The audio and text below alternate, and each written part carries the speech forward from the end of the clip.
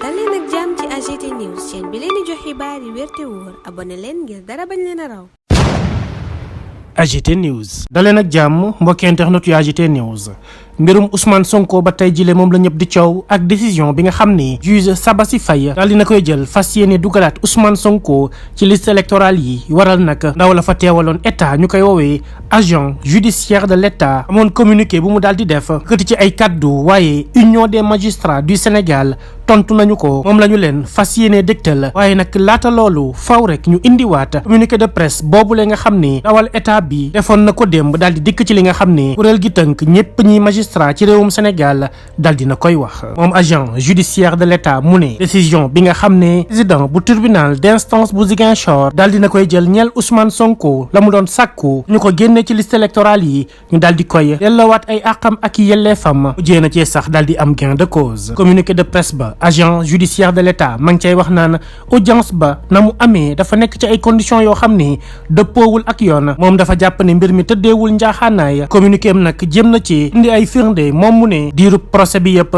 juge ba da doon ignorer maanaam da doon tànqamlu ak nangu bi nga xam ne ñi doon représenté état du Sénégal moom la ñu daal di def ci moom te ba noppi itam diirub procès bi da doon salfaañi ak dëggatee lépp lu ñeel wàllum loi samay kadduy agent judiciaire de l'état bi la moom sax ma ngay wéyal di wax naan fa waroon dakkal lépp loo xam ni dafa ñeel la leen fa indi woon mu am benn bànqaas boo xam ni àdduna ci li nga xam ni moo doxoon ci seen diggante mu di nag moom juge ba ca boppam dafa nekk frère ci kenn koo xam ni adjoint au maire bu Ziguinchor la bokk ci parti bi ñuy woowee Pastef communiqué ma ngi cay xamle ba tey naan ñoom sax jéem nañoo xool naka la ñuy def ba dugal aw recours d'accord ñu benn yoon ci décision ba nga xam ni moom juge ba dina koy jël ñeel mbiri Ousmane Sonko sax ma nga cay xamle naan kenn mënagu ko delloowaat ca liste électorale ya jamono ji ñu toll nii loolee mooy li nga xam ne agent judiciaire de l'état daal dina koy yëkkati ci ay kaddu arale ko ci benn communiqué de presse waaye comme liñ leen ko waxee sànq union des magistrats du Sénégal maanaam kuréel bi nga xam ni moo tënk képp kuy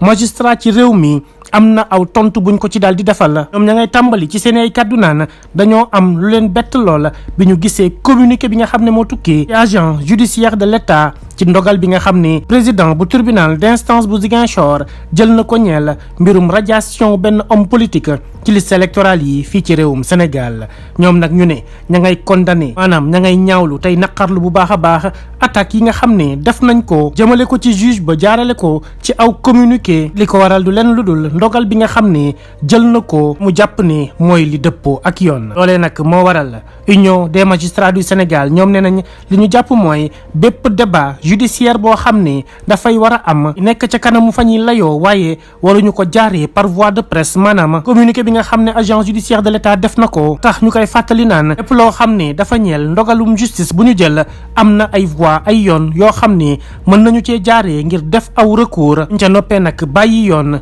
ca boppam daal di xool ban ndogal lañ ci daal di jël loolee moo tax ñoom union des magistrats du Sénégal ñuy wax naan lépp loo xam ne dafay salteel derub magistrat muy xañ itam justice aw indépendance am dañ ko war a dal di maytu dañ ko war a tegee de côté loolee moo tax ñoom ñi nga woo ñaari boor yëpp ngir ñu ànd ci lépp loo xam ni dafay tegu ci yoon nag nañu ànd ak fair play ci lépp loo xam ne ñeel na nañuy doxalee ay affaire yu laale ak yoon ngir seen honneur ñu dal di koy mën a préserver lii mooy tontu bi nga xam ne union des magistrats du Sénégal indi nañ ko jagleel ko agent judiciaire de l'état def aw communiqué de presse di ñaawlu doxalinu ki nga xam ni moo doon àtte mbirum Ousmane Sonko nekk président tribunal d'instance bu Ziguinchor ñeel mbirum génne Ousmane Sonko ci liste électorale yi. AGT News. L'Union des magistrats du Sénégal a apporté une réponse par rapport au communiqué de presse publié par l'agent judiciaire de l'état concernant l'affaire Ousmane Sonko et la radiation sur les listes électorales. Nous allons d'abord vous lire le communiqué de l'agent judiciaire de l'état pour comprendre la réponse qu'a apporté l'Union des magistrats du Sénégal par rapport à la question. Selon le communiqué de presse de l'agent judiciaire de l'état,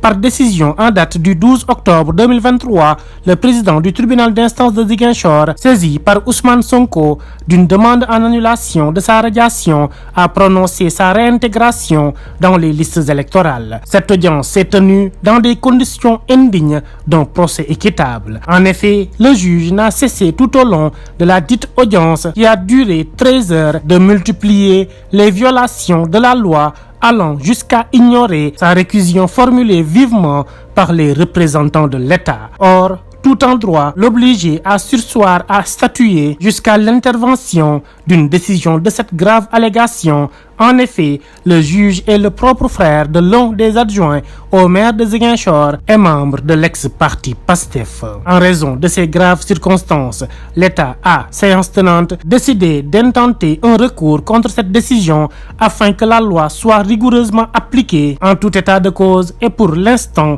Ousmane Sonko ne peut être réintégré dans les listes électorales. Tel est le communiqué de l'agence judiciaire de l'État qui a reçu la réponse de l'Union des magistrats du Sénégal. Dans son communiqué, affirme l'UMS a appris avec stupéfaction le communiqué émanant de l'agence judiciaire de l'État suite à la décision rendue par le président du tribunal d'instance de Ziguinchor relative à la radiation d'un homme politique des listes électorales. L'UMS condamne vigoureusement les attaques contenues dans le dit communiqué et visant un juge qui a rendu une décision dans le sens qu'il croit conforme à la loi. L'UMS rappelle que le seul débat judiciaire valable est celui qui se tient au prétoire et non par voie de presse. Si une partie a une procédure judiciaire, quel que soit son statut, estime ses intérêts lésés, il lui est loisible d'exercer les voies de recours prévues par la loi et laisser à juridiction compétente statuer. Doit ainsi être bannie toute action attentatoire à l'indépendance de la justice et à l'honneur des acteurs qui l'incarnent.